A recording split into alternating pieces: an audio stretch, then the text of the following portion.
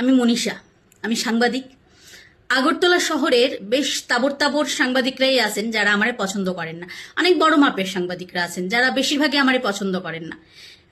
কিছু কারণ আমি জানি, যে অনেকের মতো আমি তেল মারতে পারি না, অনেকের মতো আমি দাদা দাদা কয়ে পায়ে ধরতে পারি না, অনেকের মতো আমি দাদার কথা মতো উঠতে বইতে পারি না, দিদির কথা মতো উঠতে বইতে পারি না, যে কারণে আমারে পছন্দ করে না। কিন্তু সত্যি তো সত্যি, সত্যি কথা কইতে তখনও ভয় পাইছি না, এখনো ভয় পাই না। কথা হয়েছে যে আমরা ঘরে যখন দাম পাই না তখনই কিন্তু বাইরেও আমরা বেইজ্জতি হয়, ঠিক আছে? তো আমরা একের পর এক এতদিন ধরে দেখতাছি যে একজন পার্টিকুলার মানুষ সংবাদ মাধ্যমটারে এরকম ভাবে নোংরা যা তা কইতাছে, সংবাদ মাধ্যমের কর্মীরারে, মানে সে সাংবাদিক বইলা জ্ঞানী মানে মান্যতাই দেয় না এরকম একটা মানুষ। সে সর্বজান্তা, তার মাথাটা যেমন মোটা, তার মানে কথাগুলিও এমন মোটা মোটা, সে সর্বজান্তা। তো যাই হোক, তার অনেকদিন ধরেই এরকম বেশ কিছু আমার সঙ্গে আবার বনাবনি নাই। তো প্রশ্ন হয়েছে যে আমরা কেলিগা সহ্য করতেছি। এবার কেলিগা সহ্য করতেছি কারণ আমরার মাই বাপ, আমরার হাউজের মানে কি বলে প্রতিষ্ঠানের প্রতিষ্ঠাতারা, মালিকরা, তাইনে আবার তারার মাই বাপ, ঠিক আছে? তো মালিকের মাই বাপের সঙ্গে তর্ক করার মতো ক্ষমতা বোধ হয় কর্মীরারে মালিক দিছে না, বা অধিকার বোধ হয় দিছে না। লেখা বেশিরভাগ ক্ষেত্রে কর্মীরা ওই মাথা মোটার কাছ থেকে কথা শোনার পরেও মাথাটা নুয়াই রাখে। তো যার দরুন আজকের দিনেও এভাবে শুনতে হইতেছে যে খায়া দেয়া কাম নাই, কাজকর্ম নাই, কিসের সাংবাদিকতার ডিগ্রি আছে? আপনি মন্ত্রী, আপনার মন্ত্রিত্বর কোন ডিগ্রিটা আছে? ডিগ্রি নিয়ে মন্ত্রী হয়েছেন?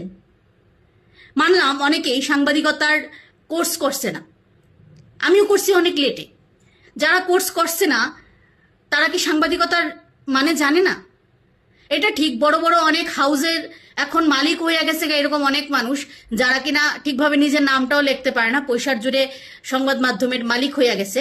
আর সেই মালিক হইয়া আপনার মতো মাথা মোটা মানুষের দাবিদারি করতেছে, যে কারণে আপনি আমরার মতো একদম মানে তৃণমূল ঘাস স্তরে যারা আছে তারারে আপনি এরকম ভাবে কানে ধরে উঠবোস করানোর মতো মেশিন পায়া বইছেন। আছে না, মেশিন ঘোরাইলে নাচে, এরকম ভাবে হাততালি দেয়, আপনি আমরা এরকম পায়া বইছেন।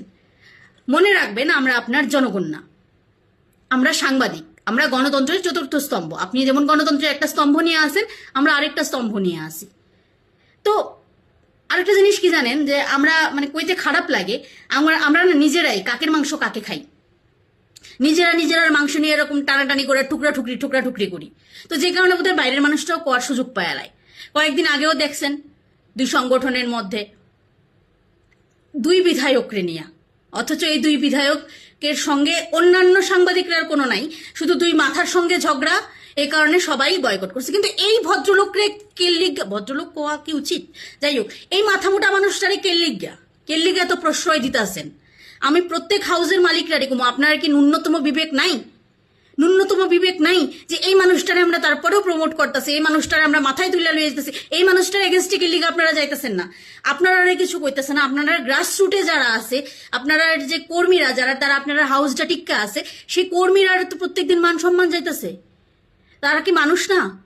এক তো তারা কম টাকার বিনিময়ে কাজ করে, হ্যাঁ অবশ্যই কম টাকার বিনিময়ে কাজ করে। ত্রিপুরার বাইরে যেই স্যালারি দেওয়া হয় এর বহু কম টাকায় আগরতলায় বা ত্রিপুরায় সাংবাদিকরা কাজ করে।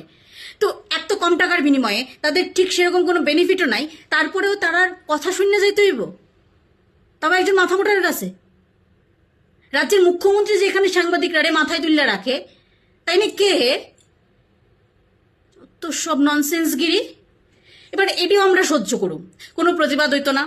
আমি জানি মনীষা খারাপ আসলো, মনীষা আরো অনেক খারাপ হইব। খারাপের যে লিস্টটা বা মনীষার এগেনস্টে যা যা আছে বা কথাবার্তা, এটি পেছনে আরো অনেক লম্বা হইব। আমার তাতে কিচ্ছু আসে যায় না, আমি ভয় পাই না। কিন্তু আমি প্রথমত যতবার এই যে গ্রাসরুট লেভেলের যারা সাংবাদিক, তারা এগেনস্টে যতবারই কেউ কিছু কইছে আমি ততবারই প্রতিবাদ করছি, আমি এখনো প্রতিবাদ করতেছি। আমি জানি আমার একার প্রতিবাদে কিছু হইতো না, তারপরেও আমি একটা রিকোয়েস্ট করুম, যারা প্রত্যেক সাংবাদিকরা আছেন, যারা মানে ফটোগ্রাফার, ফটো জার্নালিস্ট কিংবা সাংবাদিকরা যারা মফস্বলে কাজ করেন, এবার অ্যাটলিস্ট তাইনারে বয়কট করা শুরু করেন, নাহলে দিন খুব খারাপ হইতাছে।